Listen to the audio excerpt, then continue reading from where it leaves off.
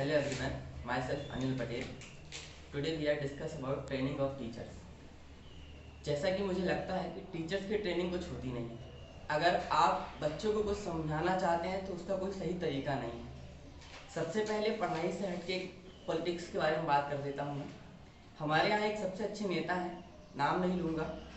अगर वो अपनी बात को किसी के सामने रखते हैं तो वो कोई तरीका यूज़ नहीं करते, सिर्फ कुछ वर्ड को ही वो बार बार कोरिलेट कर देते हैं, जिससे वो अपनी बात को अगले के पास तक इजीली पहुंचा सकते हैं। शायद आप सभी को उनका नाम पता है। अपना उनकी कोई क्लास नहीं है कि लिमिटेड स्टूडेंट्स हैं, एक देश दो देश उनको फॉलो करने लगे हैं और उनको ही मेथोडोलॉजी को पूरा फॉलो करते हैं। तो अगर हम उन्हीं की तरीके से कुछ अगर बच्चों को पढ़ाना चाहें तो हमें कोई डिफिकल्टी नहीं होगी, ना ऑनलाइन ना ऑफलाइन की। सिंपल सी एक बात है कि अगर आपको कोई चैप्टर पढ़ाना है या कोई चीज़ समझानी है बच्चों को, तो एक बार पहले आप खुद क्लियर हो जाएं और उसका एक सही तरीका तैयार कर लें और उसको कोरिलेट कर लें कुछ वर्ड्स के साथ। अगर आप उसको बच्चों के सामने रिप्रेजेंट करते हो तो वो क्या करेगा, उसी चीज़ को बात करेगा। जैसे कि मैं फिजिक्स का टीचर हूँ, तो यदि मैं उसी चीज़ को उसके दिनचर्या के साथ जोड़ दूँ तो वो उसके लिए समझना ईजी हो जाएगा। ना तो वो कमज़ोर बच्चा है, ना तो वो टफ बच्चा है। मेरे लिए सभी बच्चे एक जैसे हैं। बच्चे एक जैसे का मतलब क्या है कि यदि आपने उसको दिनचर्या से जोड़ दिया तो ब्रश चाहे होशियार हो चाहे गधा हो, सब एक ही जैसे ब्रश करते हैं। ब्रश करने का कोई तरीका नहीं, लेकिन अगर उसी चीज़ को आप किसी सब्जेक्ट से जोड़ देते हो तो वो उसको समझ सकता है इजीली। अगली अगर हम बात करें किसी चीज़ को चैप्टर्स के बारे में, तो आप सभी बच्चे को चैप्टर रीड करने कहते हैं। अगर आपने भी चैप्टर रीड किया है पढ़ाने के पहले तो आपको पता है कि कहाँ पे किस लाइन पे कौन सा वर्ड डिफिकल्ट आने वाला है। बच्चे तो रीड करते हैं और वो बिल्कुल ऐसे रीड करते हैं कि रीड करना है, क्योंकि मैडम ने टास्क दिया रीड करने का, तो वो रीड करके अलग कर देते हैं। तो अगर आपको पता है कि डिफिकल्ट वर्ड्स कहाँ पे, तो आप अगर बच्चा छोड़ भी देगा तो आप उसको डिफाइन कर सकते हैं। और आप हर एक चैप्टर्स को डिफाइन, चैप्टर रीड करा रहे हैं तो जो हार्ड वर्ड्स आ रहे हैं उसको आप उसको डिफाइन कर दीजिए। अगर आप उसको डिफाइन कर देते हैं तो उसके बाद उसके जो पीछे क्वेश्चन दिए होते हैं आधे क्वेश्चन खुद ही खत्म हो जाते हैं। फिर अगर हम बात करें थोड़ी बहुत एक्स्ट्रा क्वेश्चंस की, तो कुछ आपके जो उस चैप्टर से रिलेटेड जो उस बुक में दिए हों या ना दिए हों, अगर आप उसको भी करा दें तो बच्चे का बेसिक प्लस थोड़ा एक क्लास आगे का नॉलेज उसका बढ़ता जाएगा।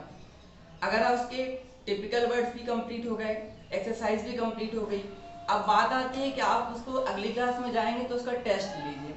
टेस्ट का मतलब क्या है कि आप गए तो आपने जो कल लिखा है तो वो पूछ लिया। अगर आप डायरेक्ट जाएंगे पूछने के लिए तो वो कहेगा सर हम लिख नहीं पाए थे, या ढेर सारे एक्सक्यूज दे देगा आपको। तो आप पहले उसको थोड़ा सा पढ़ा दें, जब वो बिल्कुल क्लास में बैलेंस हो जाए कि हाँ भैया सर पढ़ाने वाले हैं या कुछ भी है कि अब सर पूछेंगे नहीं, तब आप अपना काम चालू कर दें पूछने का। इससे होगा क्या कि वो आपकी क्लास से भागेगा भी नहीं, आपकी क्लास भी ज्वाइन करेगा कि सर पहले पढ़ा रहे हैं वरना मेरा अगली क्लास से छूट जाएगा। और जब वो पढ़ने आएगा आपके पास तो आप उससे पिछली क्लास का पूछ सकते हैं, जिससे कि आपका क्या होगा, पिछला भी थोड़ा थोड़ा वो याद करता जाएगा। क्योंकि आप 4 दिन का वेट करेंगे कि चैप्टर खत्म होगा फिर वो बच्चा याद करेगा तो पॉसिबल नहीं है, फिर वो बहुत सारा हो जाता है तो बच्चा करता ही नहीं है। साथ में ही अगर जूम की बात करें कि अगर हम ऑनलाइन क्लास ले रहे हैं तो ये तो है ही नहीं कि ऑनलाइन या ऑफलाइन कुछ है। अपना मुद्दा है पढ़ाना और बच्चे के दिमाग तक पहुंचाना है। अगर आपने पढ़ाना और बच्चा गायब हो रहा है क्लास से तो एक कॉल उसके पेरेंट्स को अगर करता है तो अच्छी बात है, वरना एक दिन आप उनको बुला के आप उनके साथ बैठ के बात कर लेंगे तो नेक्स्ट टाइम लगभग है कि आ ही जाएगा। क्योंकि होता क्या है, पेरेंट्स भी अपने काम में बिजी हैं।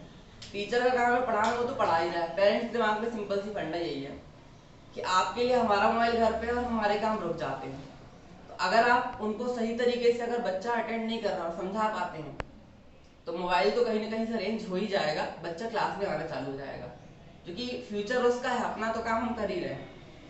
और रही बात एलएमएस की, तो जो छोटे छोटे क्वेश्चंस है उसको आप सिंपल वे में कर सकते हैं कि जो आपने हार्ड वर्ड्स बनाया था उसके कुछ, जैसे किसी हमारे फिजिक्स में यूनिट्स हो जाती हैं, फॉर्मूले हो जाते हैं, उसको आप एलएमएस पे पूछ दीजिए। कुछ एक्स्ट्रा वर्ड भी जोड़ दीजिए कि 10 में 10 बच्चे के ना आए, उसको लगना चाहिए कि मेरा कुछ छूटा उस चैप्टर से, को बार बार उस चीज को रीड करता जाए। और लास्ट में बचता एक्टिविटी। तो साइंस में होता है क्या है कि अपने को किसी भी चीज को दिनचर्या से जोड़ना है तो अपने को कुछ ऐसे मॉडल्स देने हैं जो वो रोज बनाने की कोशिश करे या महीने में एक बार तो बना ही ले।